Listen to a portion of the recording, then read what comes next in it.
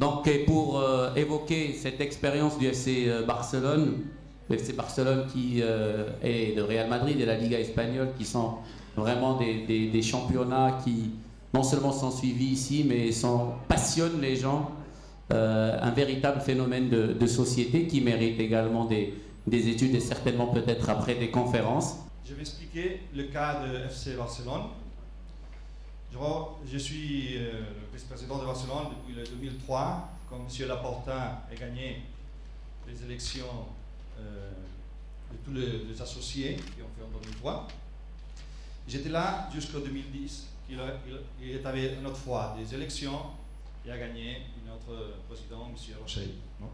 Le football aujourd'hui, c'est le grand sport dans le monde. C'est une affaire globale. La globalisation du monde de l'industrie du football, c'est qui nous guide ce qu'on doit faire.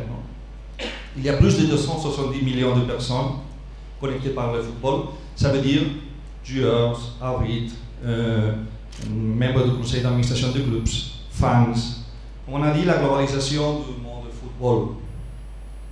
C'est le sport le plus pratiqué et le plus suivi dans le monde. Le match, on peut le voir par télévision, on dirait dans le monde entier. Mais non. Et les équipes et les joueurs deviennent des icônes. En ce moment, peut-être on parlait de Guardiola quand il était joueur, Romario, Stoïkov, non, maintenant on parle de... C'est le premier qu'on dit quand on va par le monde. Maintenant ça, c'est toujours plus. Les équipes, les joueurs deviennent des icônes. Et c'est très important que les équipes deviennent des icônes parce que ça c'est qu'ils ont gagné l'image de marque qui est le plus important pour les grands clubs pour avoir une réussite dans la globalisation, dans son internationalisation. On va voir quel est le potentiel de la marque du FC Barcelone. Ça a changé beaucoup aussi dans les dernières 10 années. Maintenant, les dernières études de sport marque de la revue nous disent que le Barça a plus de 200 millions de fans dans le monde. 200 millions de fans qui disent, quand quelqu'un fait la question, qu'ils sont premiers ou deuxième équipe, c'est le FC Barcelone. 250 compagnies qui sont sponsors ou qui utilisent l'hospitality du Barça. 170 000 associés. Ça veut dire propriétaires de club qui payent chaque année 170 € pour être associé au FC Barcelone. Avec ça, vous n'avez pas le droit d'aller voir le match. Vous avez de payer après pour voir le match, l'abonnement ou le ticket pour entrer. 1330 peñas, clubs de fans, pour tout le monde. Ces peñas ont enregistré plus de 165 000 Barça fans. Ce ne sont pas des associés, c'est une autre chose. Le Camp Nou, au match, assiste pendant l'année plus de 2 millions de spectateurs.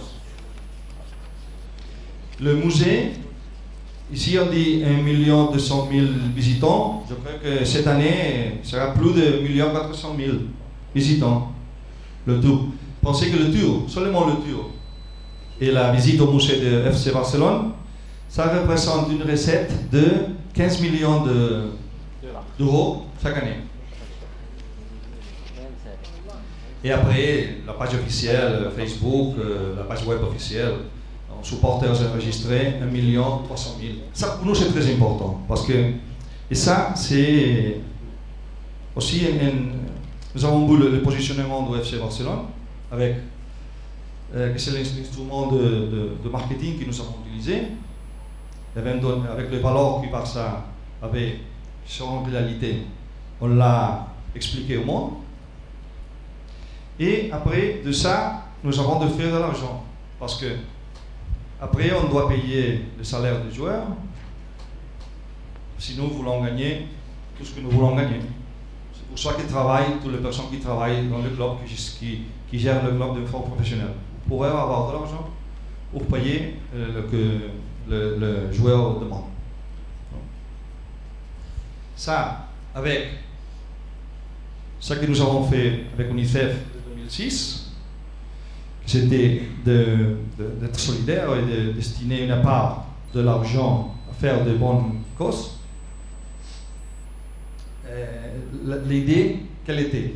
L'idée, c'était de retourner à la société, aux gens, aux personnes, tout ce que la société lui donne à le FC Barcelone. Ça, c'était l'idée facile. Et comment le faire? On aidait à les plus faibles, que sont les enfants. Les enfants pour tout le monde. Par exemple, c'est ce qu'on dit de la meilleure de l'UNICEF.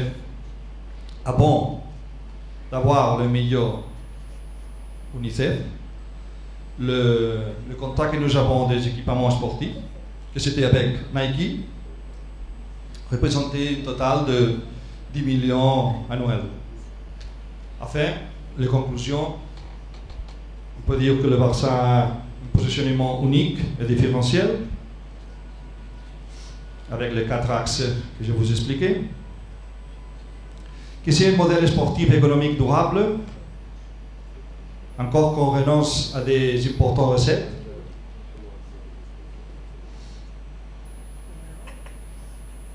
et pour tout ça, comme j'ai dit avant, le Barça et les autres clubs importants du monde, les grands clubs européens, ont un potentiel de croissance encore très important. Que ça sera bon pour eux, et peut-être ne sera pas bon pour le petit club, on verra. Et on devrait savoir le faire bien parce que l'affaire le négoce du football en chaque pays soit suffisamment intéressante pour continuer avec cette industrie.